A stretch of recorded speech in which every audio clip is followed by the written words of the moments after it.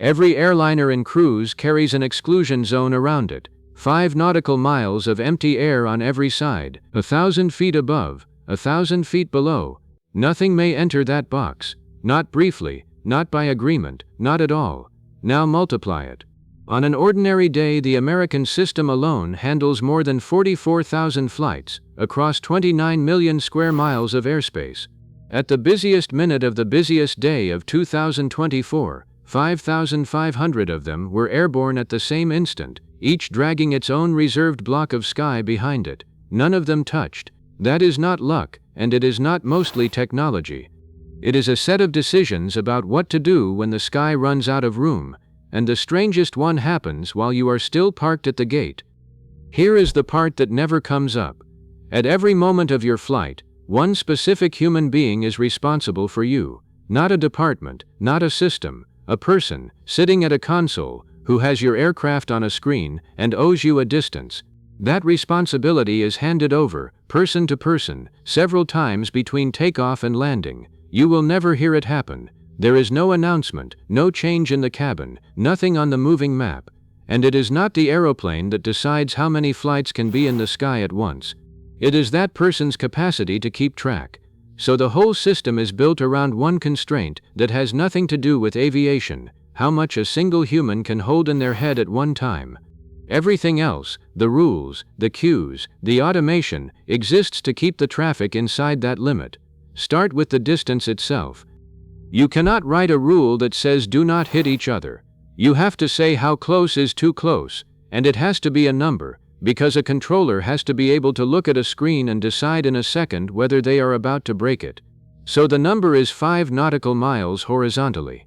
Vertically, 1,000 feet below flight level 290, and above that, historically 2,000. That vertical gap used to be the expensive one. Doubling the spacing above 29,000 feet threw away half the usable altitudes in exactly the band where jets are most efficient. So Europe changed it. At 1 minute past midnight on the 24th of January, 2002, 41 countries switched simultaneously to 1,000 feet all the way up to flight level 410. America followed 3 years later. 6 new flight levels appeared over the Atlantic in a single night. Eurocontrol reckons it raised capacity by up to 20%. But look at what that number really is. 5 miles and 1,000 feet is not a safety margin. It is a unit of inventory. Every aircraft in the sky is consuming a block of space, and the sky now has a fixed number of blocks. The moment you write the distance down, the sky stops being open and starts being countable, and where you cannot see, it gets stranger. Over the North Atlantic there is no radar. So separation is not measured in miles at all. It is measured in minutes. 15 minutes between aircraft on the same track. Not 15 minutes of distance. 15 minutes of time. A distance is worthless unless somebody is enforcing it, and nobody can watch a continent. So the sky is cut into pieces. In the United States, 21 en route centers plus 4 combined facilities. Each center is then cut again. Fort Worth divides its airspace into roughly 40 sectors, and they are stacked vertically as well as spread horizontally, so that the sky above Texas is not one volume, but a stack of them. 1 to 3 controllers work a sector. Your aircraft belongs to exactly one of them at a time.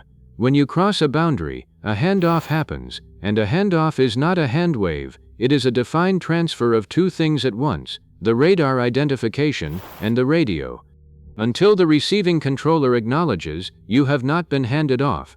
The rules around that moment are unusually strict. The handoff must be completed before the aircraft crosses the line. Once it has been initiated, the transferring controller may not change your altitude, your speed, or your heading without getting verbal approval from the controller taking you. For a few seconds, the person who has been managing your flight for 20 minutes cannot touch it. That is the cost of dividing the sky. Every boundary you fly across is a seam, and every seam is a moment where responsibility is in transit. Now the obvious question is how many aircraft one controller is allowed to hold at once. There must be a number. There is not. Search the regulations and you will not find a maximum. What exists instead is a value called the monitor alert parameter, and the official language is careful about what it is: a trigger that produces a notification, adjusted dynamically, sector by sector, for weather and equipment and complexity. not a ceiling, a warning light. Which leaves the actual problem. If capacity is a human limit, rather than a physical one, what happens when more aeroplanes want to be somewhere than that human can work? You already know the answer from the other direction. You have sat on an aeroplane, at a gate, in perfect weather, going nowhere. Here is where that comes from. Capacity is not derived from how much sky there is. It is derived from how long the work takes. One international model builds it up from a single assumption, that handling one aircraft consumes about 36 seconds of a controller's working time.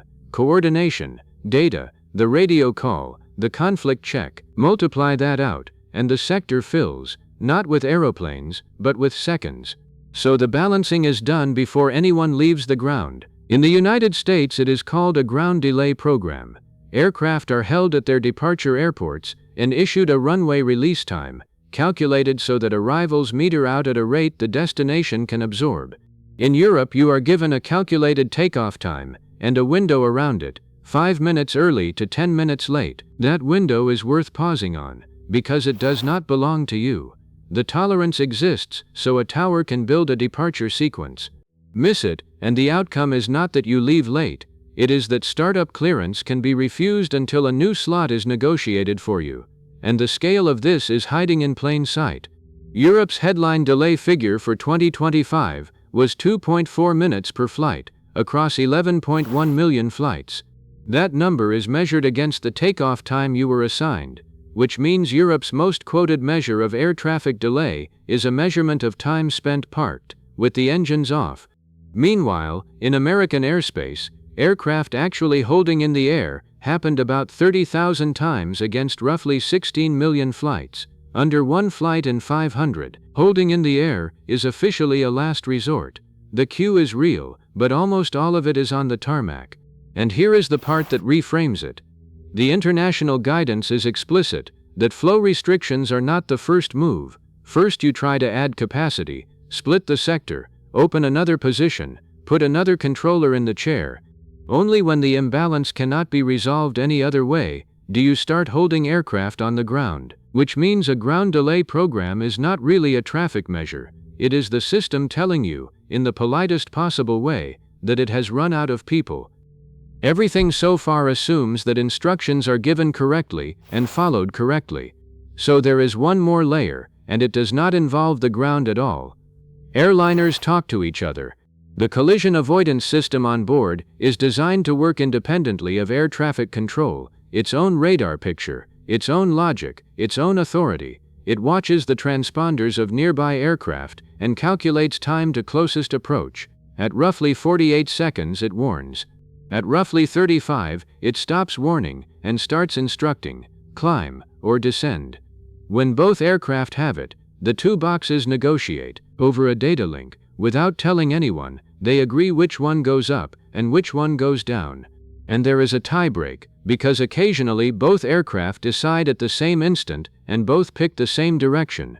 When that happens, the aircraft compare the permanent 24-bit addresses burned into their transponders, and the lower number wins. The paperwork calls them master and slave. Two aeroplanes, seconds apart, settling a disagreement by comparing serial numbers. The cost of this layer is two things. The first is that it can only see aircraft that agree to be seen. It offers no protection whatsoever against anything without a working transponder. The second is heavier. You have now built a second authority into the sky. And the rules say that when the aeroplane and the controller disagree, the aeroplane wins. Pilots must follow the instruction even when it contradicts air traffic control. The moment a pilot reports one, the controller formally stops being responsible for separating that aircraft. That rule is not obvious. It had to be learned. On the 1st of July, 2002, a Tupolev 154 was flying northwest over southern Germany with 69 people aboard. A Boeing 757 freighter was crossing its path with two. At 34 minutes and 42 seconds past 9 in the evening, both aircraft received a traffic warning. 7 seconds later, the controller instructed the Tupolev to descend and to expedite. 7 seconds after that, the Tupolev began descending, and in the same second, its collision avoidance system told it to climb. In the same second, the Boeing system told it to descend. The Boeing complied. The recording from the Tupolev's cockpit is 3 seconds long and contains the whole accident. One crew member says, "It says climb." The captain answers, "He is guiding us down." They collided at 34,890 feet. All 71 people on both aircraft were killed. Now, the detail that matters, and that gets lost. Both collision avoidance systems worked exactly as designed. The Boeing was told to descend precisely because the Tupolev's system had already claimed the climb. The negotiation succeeded. What failed was that one cockpit was following a different authority, and its own operating manual told it to. The investigators did not conclude that a crew made a mistake. They concluded that the rules themselves were, in their words, not standardized, incomplete, and partially contradictory. 3 months after the crash, before the investigation was anywhere near finished, they wrote to the international regulator and asked for one specific change, that pilots be required to follow the aircraft's instruction regardless of what air traffic control had said, before, during, or after. That change was approved the following June, and took effect on the 27th of November, 2003. The sentence in the rulebook today is almost word for word the sentence they asked for. So the answer to how tens of thousands of aeroplanes stay out of each other's way is not radar, and it is not automation. It is a distance, written down, which turns open sky into countable inventory. A map of ownership, so that one named human is accountable for you at every second. A queue held on the ground, because the real constraint was never runways or airspace but attention. And underneath all of it, a machine that will overrule everyone if the first 3 fail. But notice what that produces. Reduced vertical separation created 6 new flight levels over Europe, and the traffic grew until those 6 levels were full. Every improvement in how tightly aircraft can be spaced becomes, within a few years, the reason there are more aircraft to space. The system is not straining because it is failing, it is straining because it worked. Every gap it learned to close became room for something to fill. That is why the sky is busy, and that is why it has to be this careful.